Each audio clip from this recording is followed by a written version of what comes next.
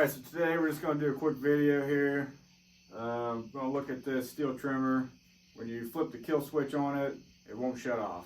So the last couple times I've used it, I've had to actually turn the choke on to flood it out to shut it off because the kill switch isn't working. I suspect it's probably just a loose wire inside on the switch. We'll open it up and find out, see what's going on.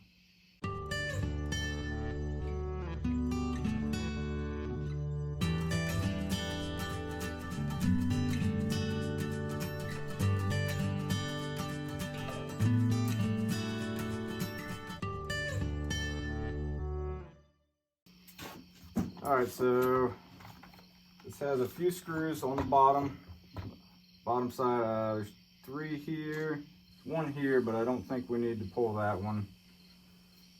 Actually, we might have to pull those 2, and then there's 2 up here by the handle. These are T25 Torx screws. If you've got a tool for your chainsaw, if you got a Pro Series saw, or the homeowner saws might come with them too.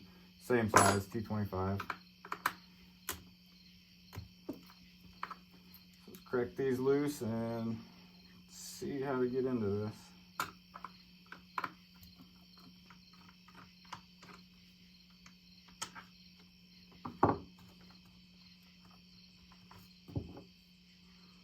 Okay, so we still got something holding it here. That one's a little bit shorter than the others.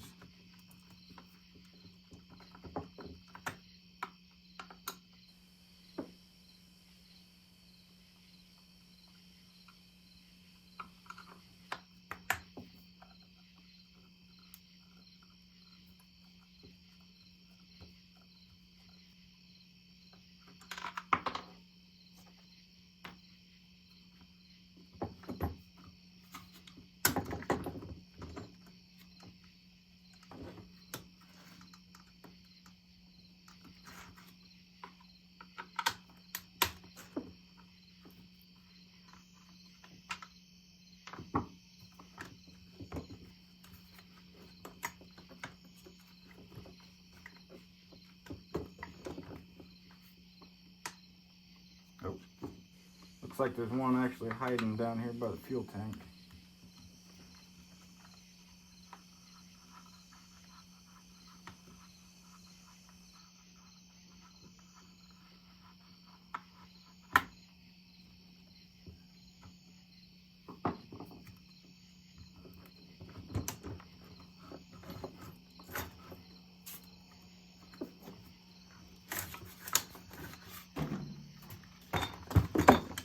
There's that. Actually, let's just detach the whole deal here.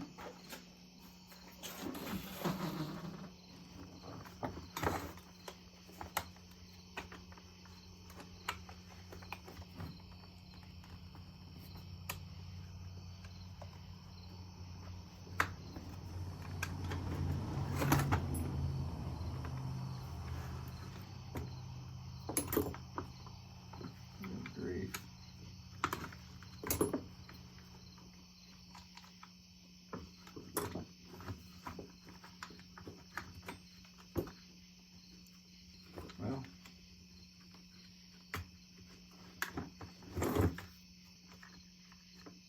I'm not sure what else is holding it there, but we do have access to the switch here.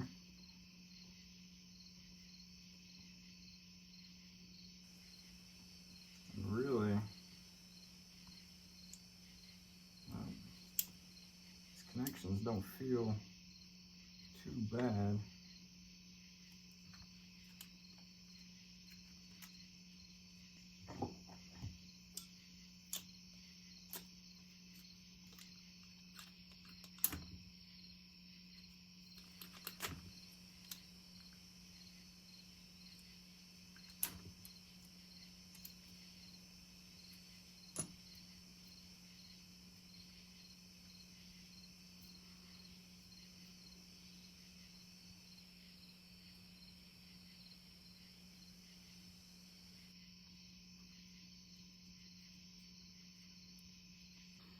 Well, I don't see much wrong. So I suppose we can test this switch and see. We'll make sure the switch is actually good.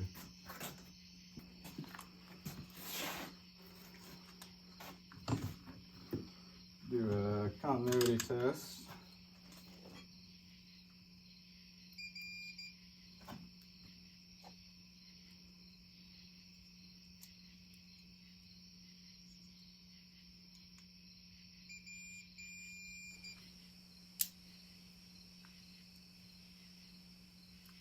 Okay, so the switch is good.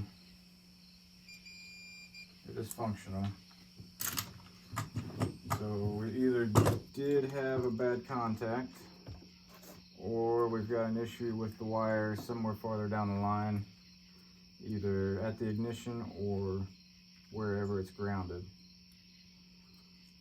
So we'll put these back together and close this up. These do have, well, the switch has a little, like, the connectors have little caps on the back side.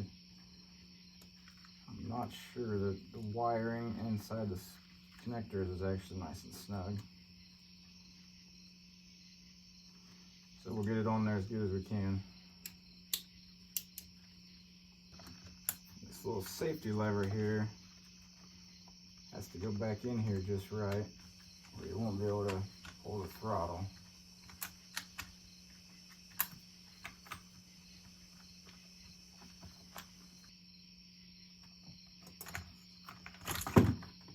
Oh, now it comes apart. Well, anyway, we can take a look at the coil here then.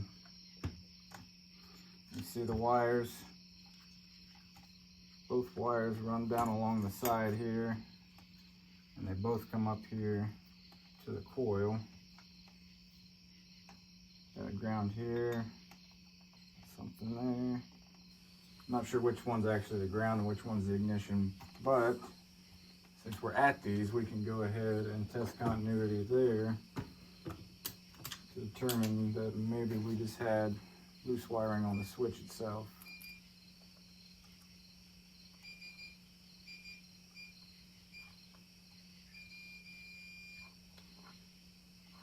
So that is right. Switch it to run. Okay. No continuity with the switch on run.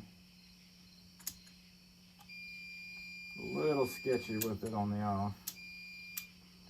So I think we'll go ahead and pull these wires off back here and clean those contacts up a little bit.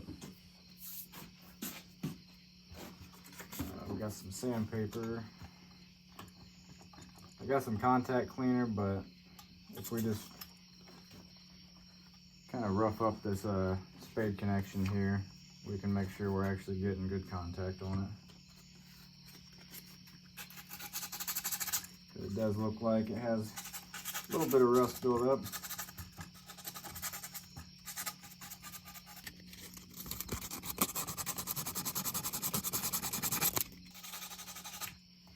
That one's good. Now we'll check this other one here. That one actually is still nice and shiny. So we'll give it a quick rub just to be safe. Quick rub never hurt anybody. Now let's test continuity again and see if it's any more consistent.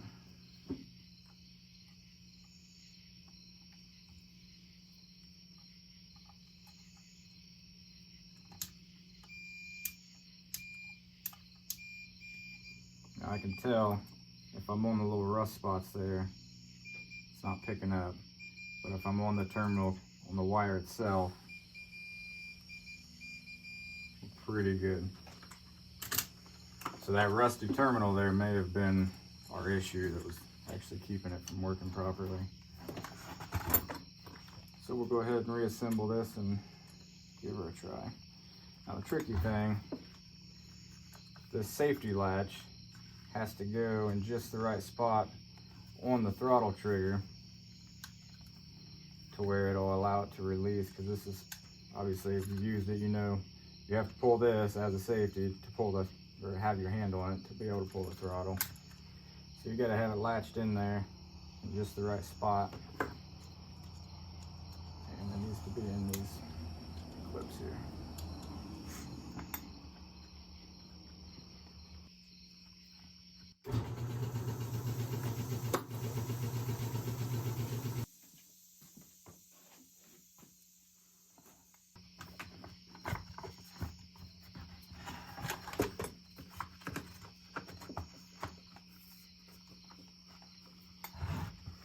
Then we gotta watch these wires. Gotta make sure they're in here, out of the way, in their little groove.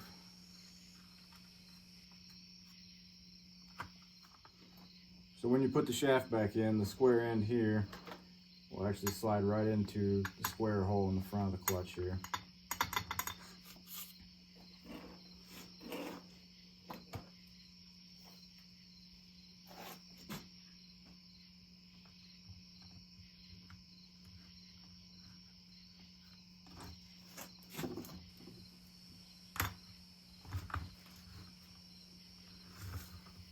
Wires coming loose.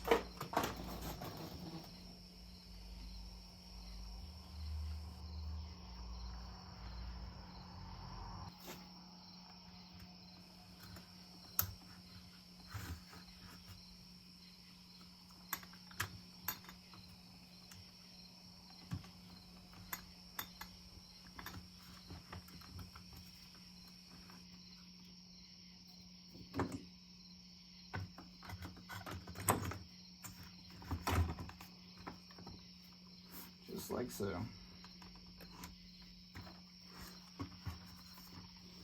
Now it's also important to make sure that you've got the shaft straight so that your handle and everything is properly aligned. You can adjust it afterwards, obviously, but you want to try to keep it as straight as possible as we put it in back together.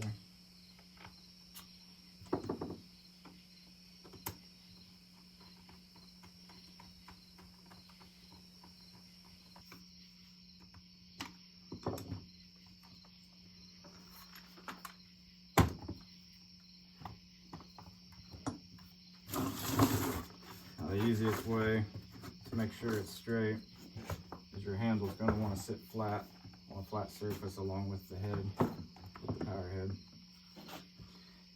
So it's a fairly flat surface, so sitting it down, handle's flat, power head's sitting flat. We know we got her at least close to straight.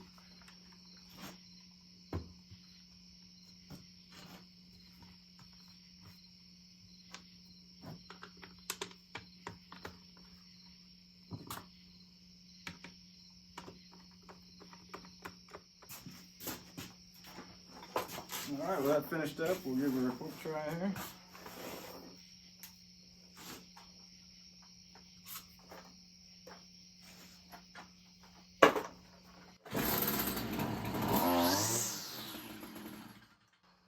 Perfect.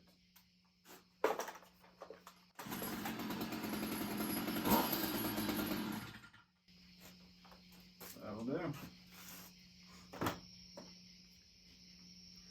So like I said, that's just a short video, just a quick troubleshooting session to try to figure out why the kill switch wasn't working the way it's supposed to.